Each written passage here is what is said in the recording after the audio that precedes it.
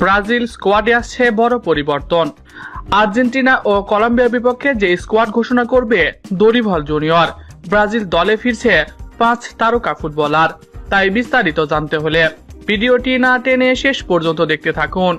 আর আপনি যদি আমাদের চ্যানেলে নতুন হয়ে থাকেন তাহলে এক্ষুনি সাবস্ক্রাইব করে রাখুন।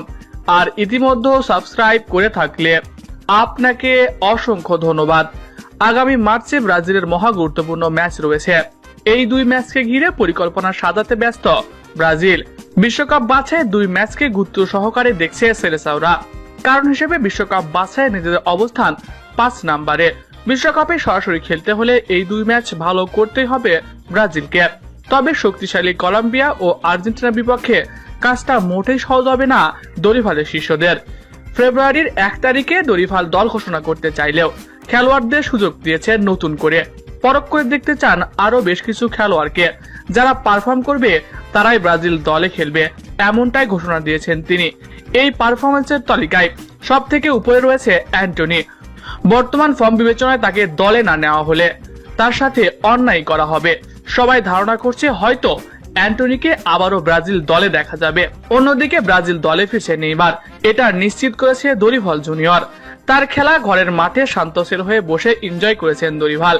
এছাড়াও দলে ফিরবেন দারুণ সব তরুণ ফুটবলাররা। যেমন হবে ব্রাজিলের কলম্বিয়া ও আর্জেন্টিনার বিপক্ষে স্কোয়াড। গোলকিপারের দায়িত্বে থাকবেন অ্যালিসন বেকার, এডারসন ও আল নাসর গোলকিপার বেন্তো। মাঝমাঠের দায়িত্বে থাকবেন মার্কিনহোস, গ্যাব্রিয়েল ম্যাগালাইস ও আতালান্তার খেলোয়াড় এডারসন। মাঝমাঠ সামলাবেন রাফিনহা, বুনো গুইমারেস, এডারসন ও হ্যান্ড্রিক্সের মতো তারকা ফুটবলাররা। অন্যদিকে আক্রমণে থাকবেন নেইমার, ভিনিসিয়াস জুনিয়র ও রদ্রিগো সিলভাদের সাথে থাকবেন ইগোর জেসুসের মতো তারকা ফুটবলার। প্রিয় দর্শক, এমন দল নিয়ে ব্রাজিল কি পারবে কলম্বিয়া ও আর্জেন্টিনাকে হারাতে? কমেন্ট করে জানিয়ে দিন। এছাড়াও খেলাধুলার সকল আপডেট সবার আগে পেতে হলে আমাদের চ্যানেলটি সাবস্ক্রাইব করতে ভুলবেন না। ধন্যবাদ সবাইকে।